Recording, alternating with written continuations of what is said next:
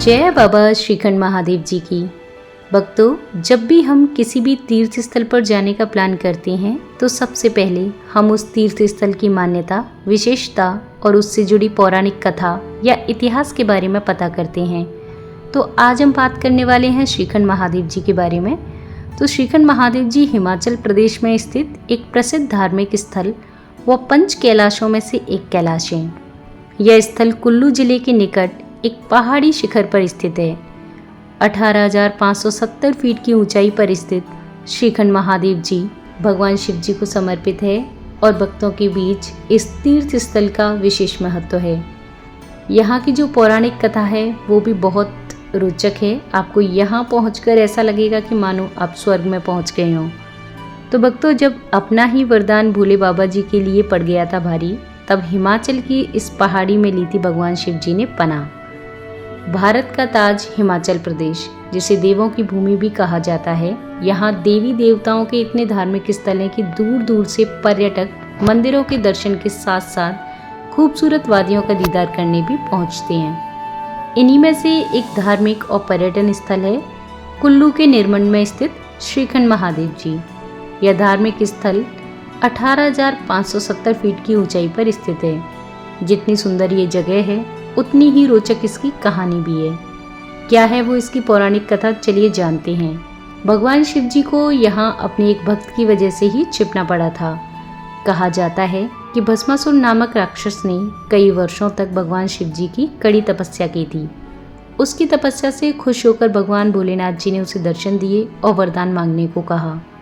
भस्मासुर ने कहा कि उसे ऐसा वरदान चाहिए कि जिस जीव के सिर पर वह हाथ रखेगा वह उसी समय भस्म हो जाएगा।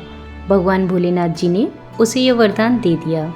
वरदान पाने के बाद भस्मासुर घमंड से भर गया। उसने भगवान शिव जी को ही भस्म करने की तैयारी कर ली।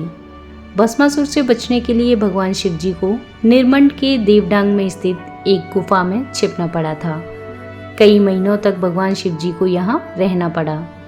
जब माता पार्वती जी ने अपने पति भगवान शिव जी को इस संकट में देखा तो वो गहरे दुख से भर उठी।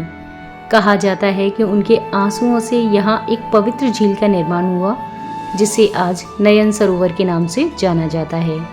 इस झील की धाराएं पहाड़ों से नीचे बहते हुए निरमंड में भगवान शिव जी की गुफा देवडांग तक पहुँचती हैं। भक्तों के लिए इस झील का दर्शन करना और इसमें स्नान करना अत्यधिक पवित्र माना जाता है। उस समय भगवान विष्णु जी ने भगवान शिव जी को भस्मासुर से बचाने और भस्मासुर का खात्मा करने के लिए मोहिनी नाम की एक सुंदर स्त्री का रूप धारण कर लिया। भस्मासुर भी मोहिनी के सौंदर्य को देखकर मोहित हो गया।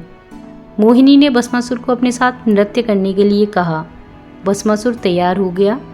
वह मोहिनी के साथ नृत्य करने लगा। इसी बीच चतुराई दिखाते हुए मोहिनी ने नृत्य के दौरान अपना हाथ सिर पर रखा। इसे देखकर भस्मासुर ने जैसे ही अपना हाथ अपने सिर पर रखा, वह उसी समय राख में बदल गया। भस्मासुर के भस्म होने के बाद सभी देवता देवडांग पहुँचे और भगवान शिव जी से यहाँ से बाहर आने की प्रार्थना की, मगर भोलेनाथ जी गुफा में फंस गए। यहाँ से वह बाहर नहीं निकल पा रहे थे। वह एक गुप्त रास्ते से होते हुए इस पर्वत की चोटी पर शक्ति रूप में प्रकट हुए। जब भगवान शिव जी यहाँ से जाने लगे तो यहाँ पर एक जोरदार धमाका और गर्जना हुई, जिसके बाद शिवलिंग आकार की एक विशाल शिला यहाँ पर बच गई। इसे ही भोले बाबा जी का निवास स्थान शिवलिंग के रूप में पूजा की जाने लगी। इसके साथ ही यहाँ पर दो बड़ी चट्टानें हैं जिन्हें माँ पार्वती जी और भगवान गणेश जी के नाम से पूजा जाता है। इसीलिए कहा जाता है कि देवडांग गुफा के दर्शन के साथ ही श्रीखंड महादेव जी की यात्रा पूरी मानी जाती है। इसीलिए जो भी भक्त श्रीखंड महादेव जी की यात्रा पर आते हैं तो वो देवडांग की गुफा के भी दर्शन करते हैं। इस यात्रा का विशेष महत्व भोलेनाथ जी के प्रति लोगों की गहरी श्रद्धा और भक्ति से जुड़ा हुआ है। तो भक्तों, ये है श्रीखंड महादेव जी या पंच कैलाशों में से एक कैलाश की पौराणिक कथा, जो कि विश्व भर में तीसरे कैलाश के नाम से भी जाने जाते हैं।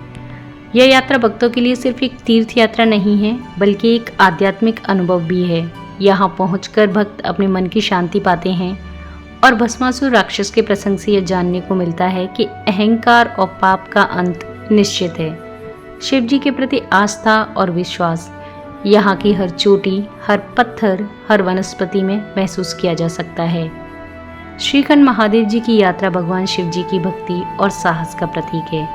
इस पवित्र स्थल की यात्रा करना उन लोगों के लिए एक स्वप्न जैसा होता है जो ईश्वर की आराधना और प्रकृति से प्रेम करते हैं। श्रीखंड महादेव जी का यह इतिहास या पौराणिक कथा जनश्रुतियों, इंटरनेट मान्यताओं के आधार पर हमने आप सभी के साथ शेयर किया है।